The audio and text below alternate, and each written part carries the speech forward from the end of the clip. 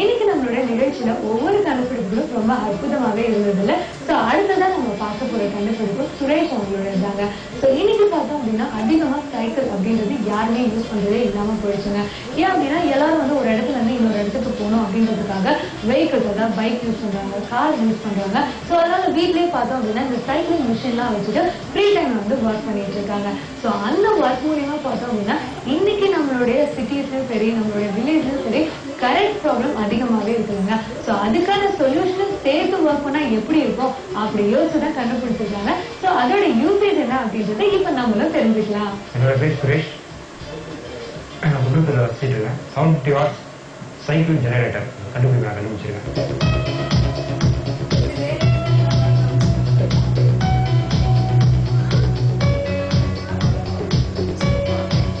இதை எப்படி பண்ணியிருக்கேன் அப்படின்னா காரோட ஆல்டர்னேட்டரை வந்து நான் சைக்கிள் பண்ணும்போது சார்ஜ் ஆகும்.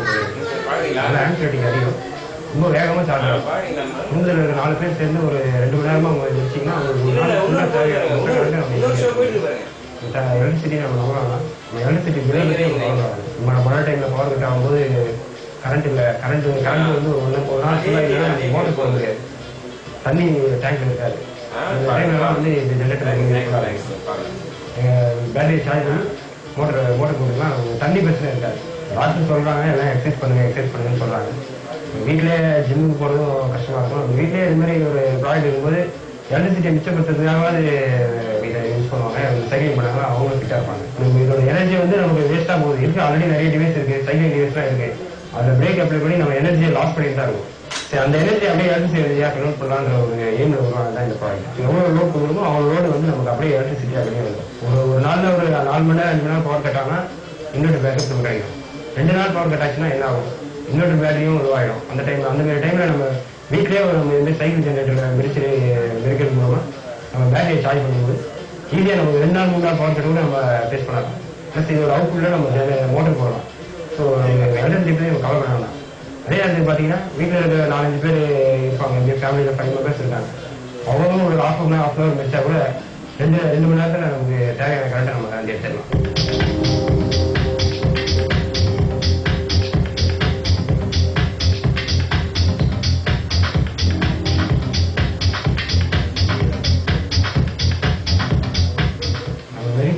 எனர்ஜி வந்து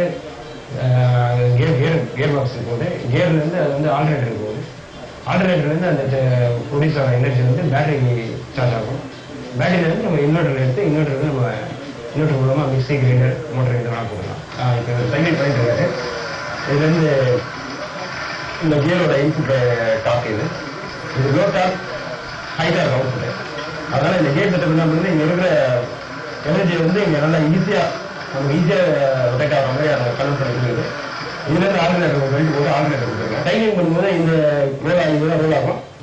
இதுலேருந்து இந்த கியர் பாக்ஸோட இன்புட் கொடுத்துருங்க. இது ரோட்டாக்கு, இதுதான் அந்த கியர் பாக்ஸு. இது ரோட்டாக்கு இன்புட்டு நமக்கு ஹை டாப் கிடைக்கும். ஆல்டர்னேட்டருக்கு பெல்ட் மூலமாக அட்டாச் பண்ணிடுங்க. சூப்பராக இதுலேருந்து தான் வந்து இந்த எனர்ஜி கன்வெர்ட் ஆகுது. இங்கே வீல் போட்டுருங்க. இந்த வீல் மூலமாக இந்த கியரோட இன்புட்டுக்கு இங்கே உள்ள போகுது. அவுட்புட்டில் நம்ம ஹைட்டாக அவுட்புட் தரலாம். அதனால் ஆல்டர்னேட்டர் கூட பெல்ட்டு போட்டு ஃபிக்ஸ் பண்ணிடுங்க. ஆல்டர்னேட்டர் ரன் ஆகும்போது அவுட்புட் வந்து கிடைக்கும். 12 வோல்ட்டு மேக்ஸிமம் 30 ஆம்ஸ் கூட கிடைக்கும். அது ரன்னிங் போன் பண்ணுறது கொடுத்துருக்கு. அது நேராக பேட்டரிக்கு சார்ஜ் ஆகுது. பேட்டரி வந்து இன்வெர்டருக்கு போகுது. இப்போ சைக்கிள் வந்து நான் பேட்டரியை சேவ் பண்ணியாச்சு.